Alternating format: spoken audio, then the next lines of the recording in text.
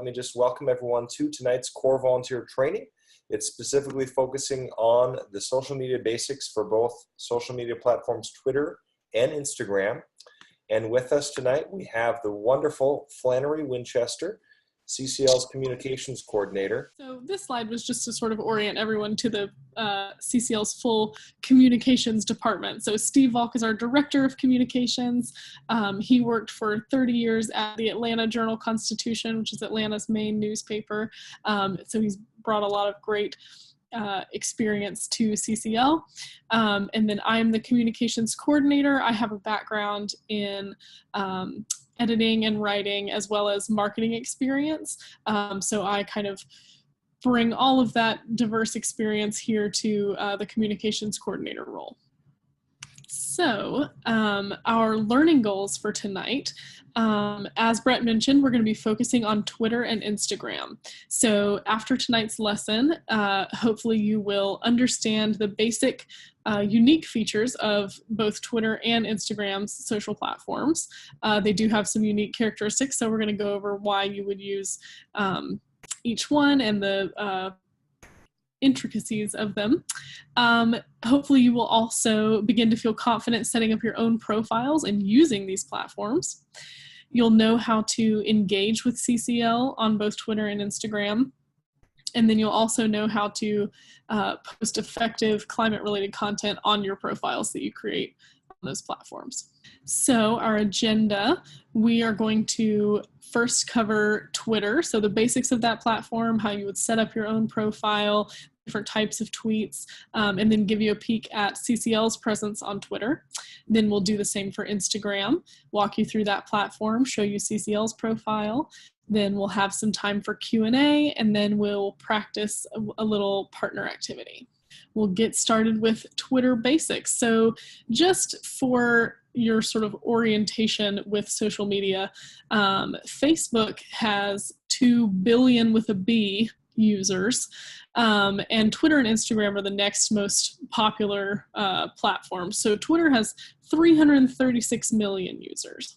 Posts on this platform, I'm sure that you've heard this in vernacular, are known as tweets. They used to be limited to 140 characters, but as of a few months ago, they can now be 280 characters long. But as with most things online, though, people don't spend a whole lot of time reading. So the best tweets are still short and sweet. Even though you have more space to work with now, you have that full 280 characters, the best ones are, or the most effective ones, are still pretty short. So Ellen's tweet here that we have as an example is only 58 characters, and this is actually the most retweeted tweet of all time. You can see that it has 2.37 million likes and 3.59 million comments, and the retweets are not actually showing on there, but very high engagement with just a handful of characters. So that's one thing to know about Twitter, is that character limit. And then the next thing to know about Twitter, and I'm sure that you've heard people talk about these, are tags and hashtags.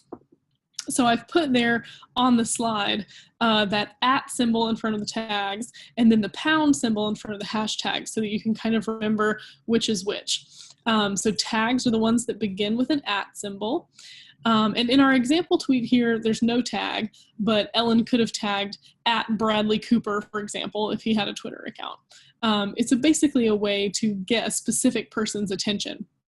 As the name would imply, tag a specific person in your tweet so that they will see it. And then hashtags are the ones that begin with the pound symbol. And that's a tool that actually originated on Twitter. So you'll see them on other platforms now, but that was originally a Twitter thing. And they're basically a way to categorize your tweet within the larger universe of Twitter. So if you use a hashtag, then anyone looking at that hashtag could see your tweet. They're particularly useful for events. So for example, you can see in our example, Ellen used hashtag Oscars. So if you're on Twitter, you could click on that hashtag and see all the other tweets that have been categorized with that same hashtag. So this is a good way to get discovered by new people who are interested in the same topics and want to follow people talking about those topics. So you might use things like hashtag climate, hashtag climate change, hashtag put a price on it, things like that. And then other folks who are talking about those topics are going to see your tweets and they may start to follow you. So the last element here of Twitter to be aware of is that unlike on Facebook, you don't have to be friends or send a friend request to interact with someone on Twitter. You can simply follow someone and their posts will show up in your feed. So that's this little photo right here. You can see the follow button, and that's what you'll see on any profile on Twitter that is set to public. And you can click that button there, and then that person's tweets will show up on your home feed. And you can also respond to people's tweets or tweet directly to them. So this makes Twitter probably the best platform for engaging with people like reporters, celebrities, even members of Congress, because they're pretty accessible. You can tweet right to them. You can respond to things they're posting. So, and of course, other methods are even more effective. We have liaisons in CCL. We go have direct meetings. But of the social medias, Twitter is best. So, next slide there, Brett. So, for your Twitter profile, there are a couple elements you need to set your own up. And this is my profile, actually. I just used as an example. So first, you'll need what's called a handle. And that's what's circled here in the green circle. This is your username, and it's what other people will use to tag you. So you can see here, it's kind of small, but mine is @FlanneryKW. So you can pick, your handle can be whatever you want. Usually people just go with something that's a version of their name, first initial and last name, or things like that. So you'll pick out your handle. Next, you want to make sure that you have a profile picture. If you leave the generic, it looks like an egg, actually, because Twitter is all sort of bird themed. So the generic picture they put on there is a little egg.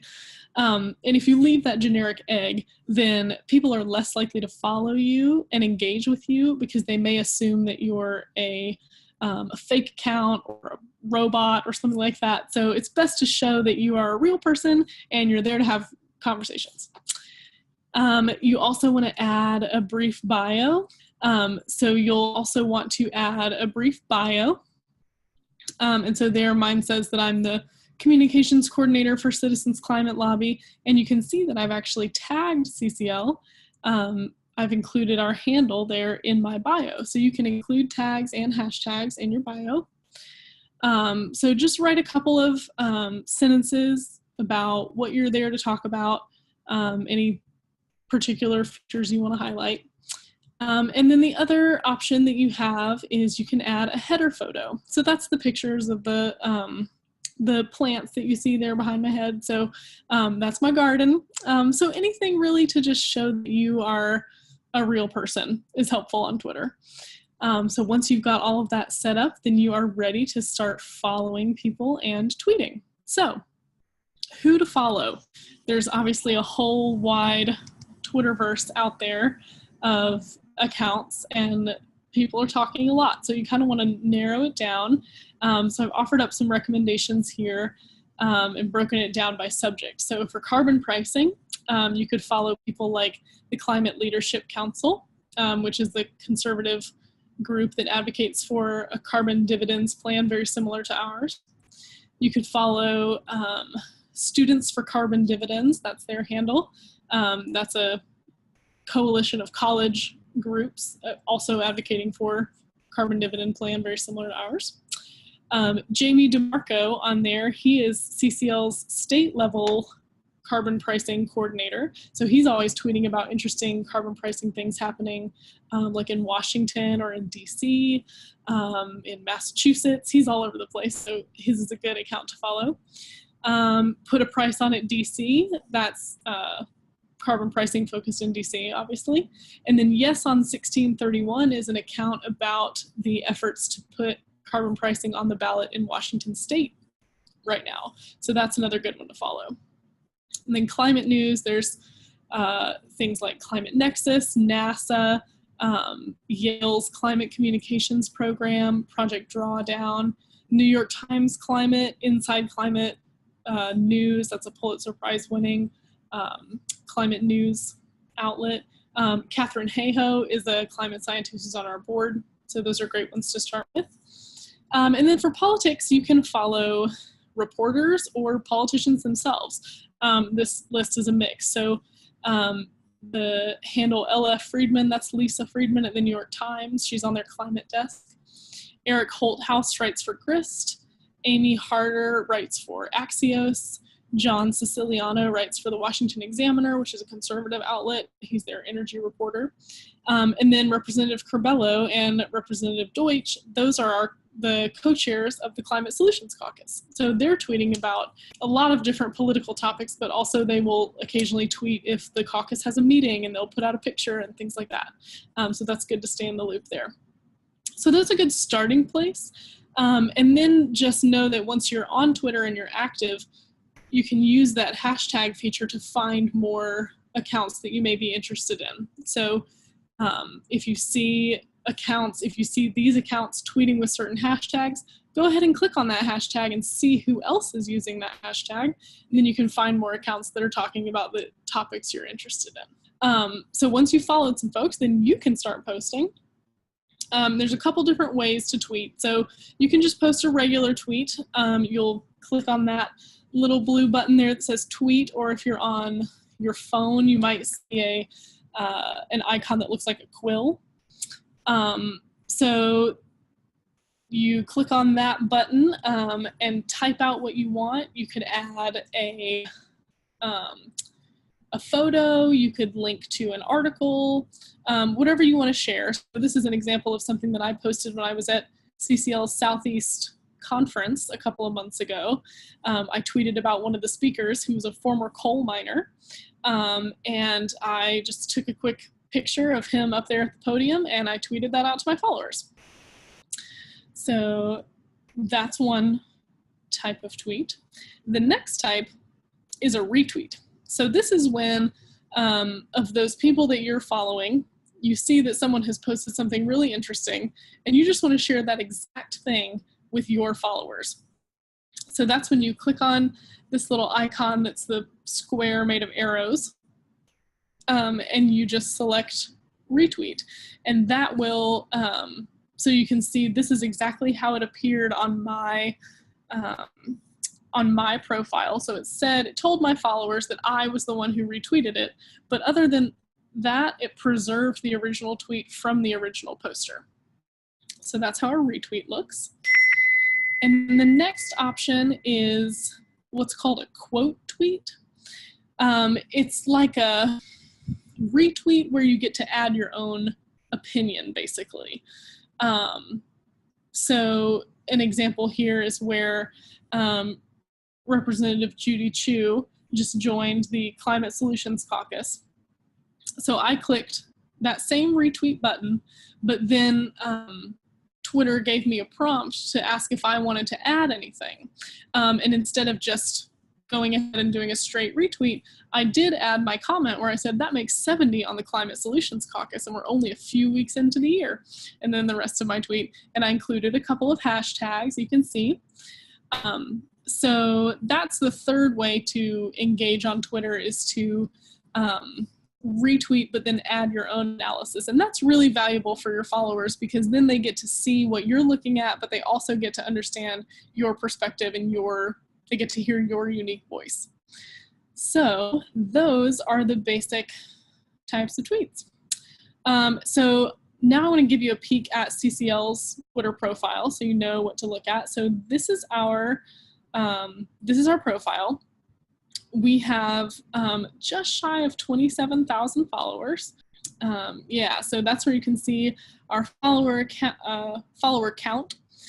And then you can see that we've got all the same elements. We have a handle, that is at Citizens Climate. And that's how you find us on Twitter. You can search for that handle in the search bar and it will take you right to us. And we've got our bio there and our profile picture and our header photo and all of that, just like you would.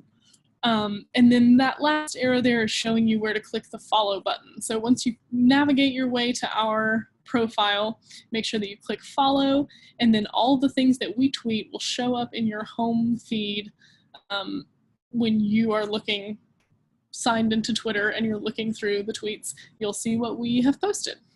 On to Instagram. So Instagram is even newer than Twitter. It's owned by Facebook now. And Instagram has actually a surprising number of users, 800 million.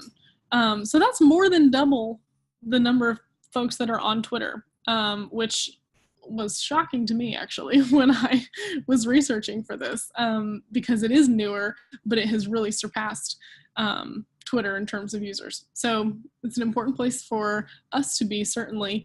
And if you want to join, then you will definitely not be alone on that platform.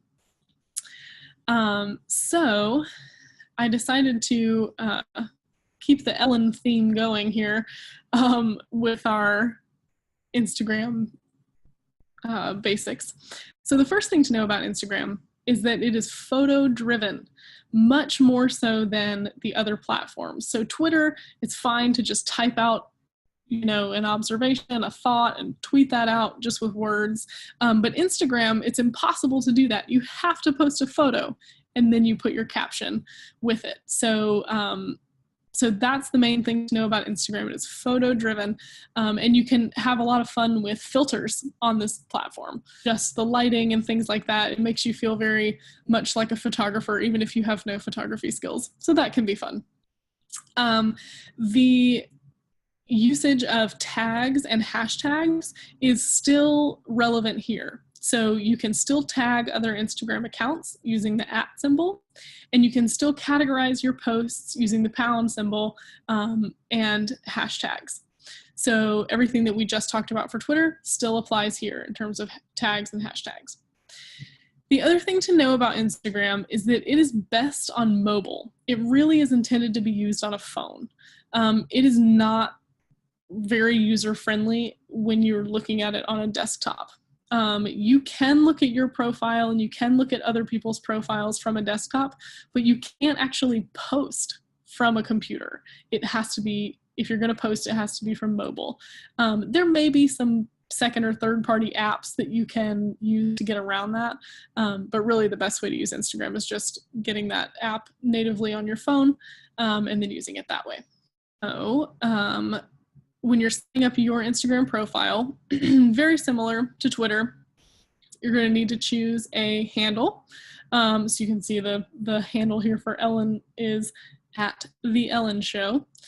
And Instagram doesn't actually put the @ symbol right there on the profile, but it's that's how folks will tag you. So same way, choose your handle, and then you'll also need a profile picture and a short bio. The element that Instagram does not have is a header photo. So you only need the one profile picture and that's it. And once you got that set up, then you're ready to follow people and to start posting. So all of the accounts that I listed for Twitter, you can also go search for those people on Instagram, see what content they're posting over on Instagram. And because of the nature of the platforms is so different, it's going to feel like different content even though you're following the same people. So you might follow Catherine Hayhoe on Twitter and read articles that she posts. Then you might follow Catherine Hayhoe on Instagram and see all the photos that she chooses. So it'll be a different experience even if you double up some of those accounts. And then you also, I just gave you a fourth category here of folks that you could look up. Some organizations that are, I just said friends of CCL. They're not, some we've partnered with on events, some we just support their work and are really cheering them on. So Youth v Gov, that's the Our Children's Trust lawsuit, and Years of Living Dangerously, the Audubon Society, National Wildlife Federation. At Quaker Lobby, that's the Friends Committee for National Legislation, which also does a lot of climate lobbying work.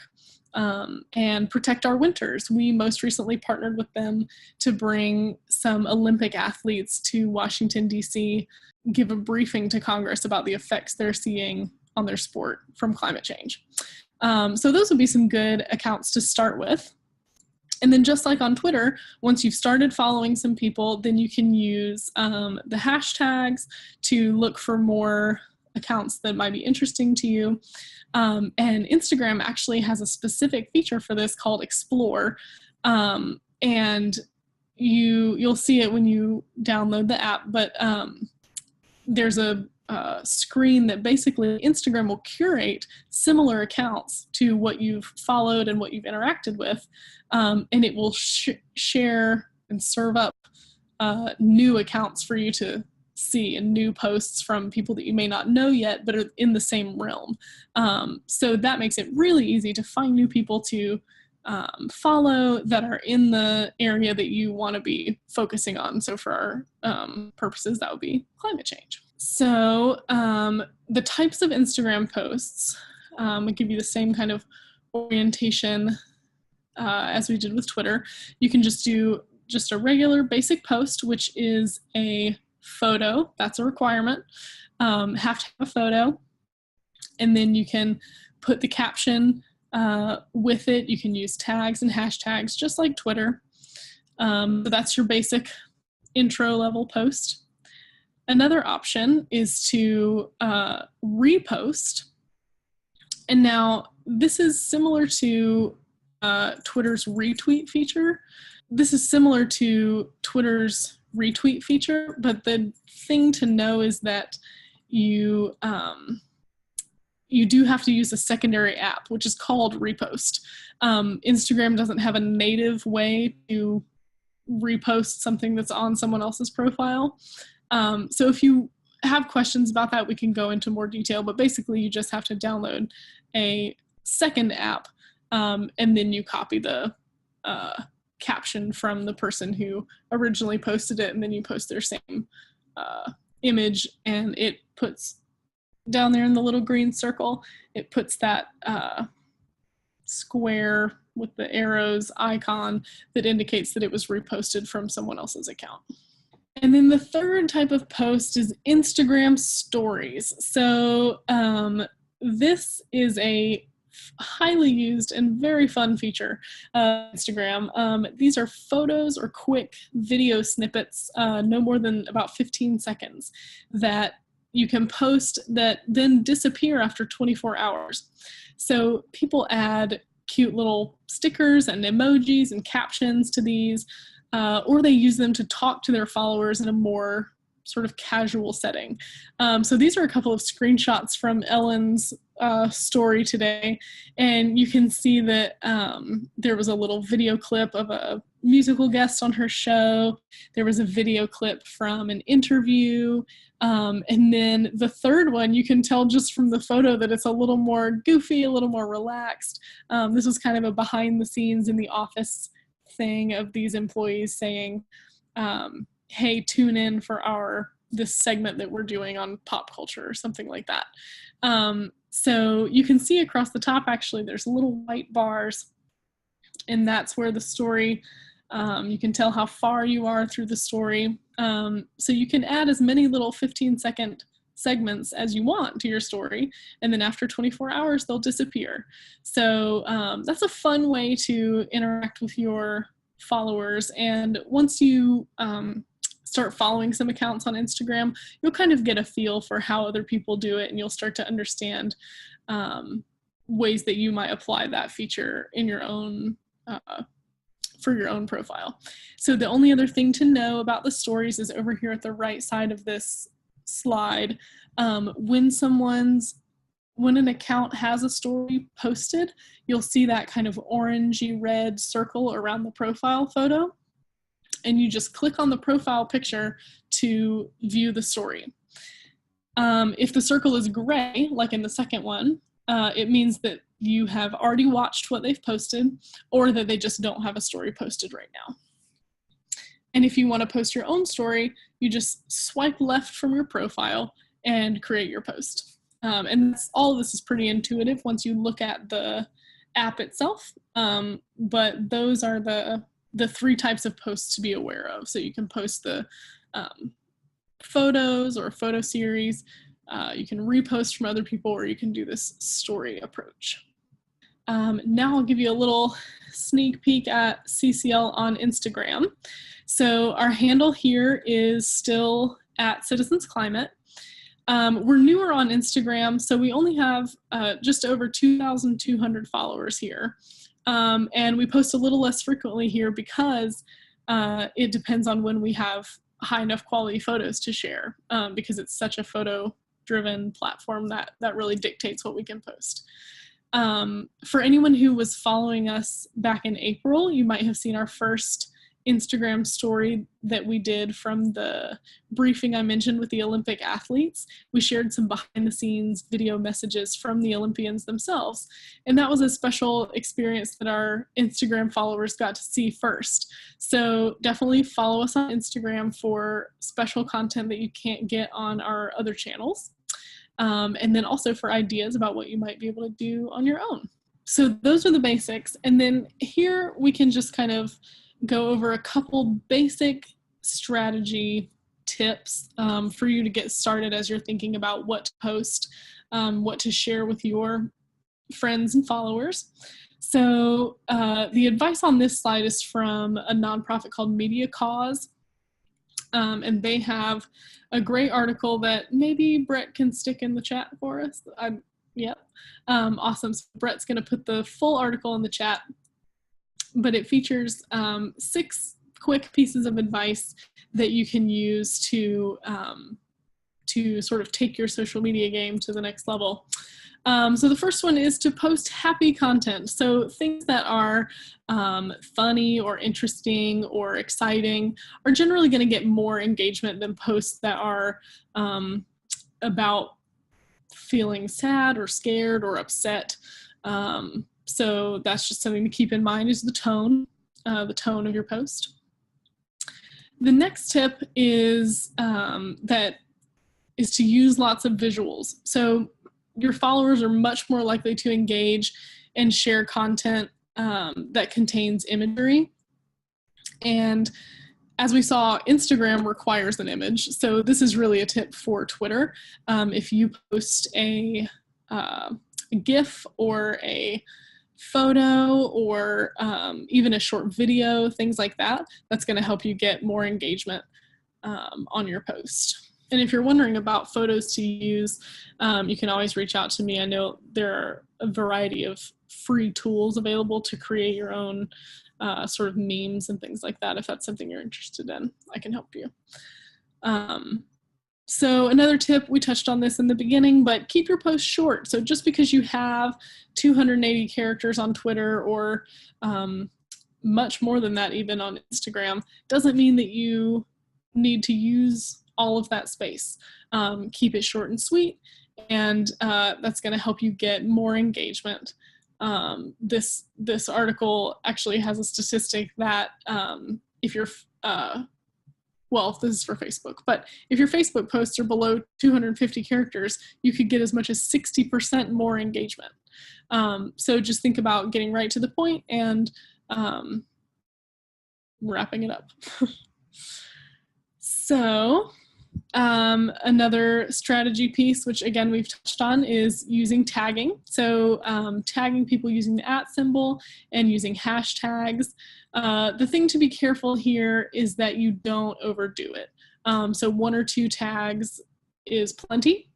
And then if you do more than that, then your post might start to look kind of spammy or not as engaging, and people may be less likely to interact with it. So just 1 or 2 tags and you're good to go. And the last feature that you might want to take advantage of on Twitter, especially if you've posted something that got a lot of engagement and you want people to continue to see it, is you can pin a post to the top of your Twitter page. That's going to help people see it more. Anytime they navigate to your profile, they'll see that pinned post at the top. And that way, as new people find you and all that, they can see what you've chosen to keep highlighted there rather than just your most recent posts. So, and the last tip is to connect with influencers and other organizations. So, as we discussed, following accounts that are talking about the topics you want to engage on, following people who are, for example, reporters who are right there on the front lines of this information. All of that is good to follow them, and you could bump it up a notch by tweeting at them specifically, asking them questions, responding to their tweets. Things like that are going to help you build relationships and increase your visibility on these platforms and bring you more followers, as well as just strengthen your relationships with people that are relevant to the work you're trying to do. So the social media action team is actually a perfect place to go if you want to know things like that. So what does CCL want me to promote right now? I just on Monday gave to the social media action team a bunch of ideas for how to post about the call-in day. So you can go, it's a Facebook group, so you just go to facebook.com/groups/CCL social media action team. And that would be the place to get the most up-to-date ideas about how to support and promote events like the call-in day. Here's a quick practice activity. So let's pretend, and this may be true for some of you, that you're getting ready to travel to Washington, D.C. to participate in CCL's annual June conference. You're excited and you want to tell your friends and followers that you're going. So your task in your breakout room now is with your partner, discuss what you might write in a post on Twitter or in a post on Instagram about this event. Make sure that you consider elements, not just what you write, but also any tags that you might use, any hashtags that you might use, what photos or links you could include with what you're saying, and also what differences there might be between your posts on these two platforms. Maybe you want to say it in a different way on Instagram, or you want to use a different hashtag on Twitter or something like that. So think about those and discuss those with your partner, and then we'll come back and we can share some of the posts that we came up with. I love it. Thank you, Flannery. Thank you so much for being on the call. It's an honor to be together, and we'll look forward to seeing many of you in DC soon. Thanks, Britt. Thanks. Thank you too.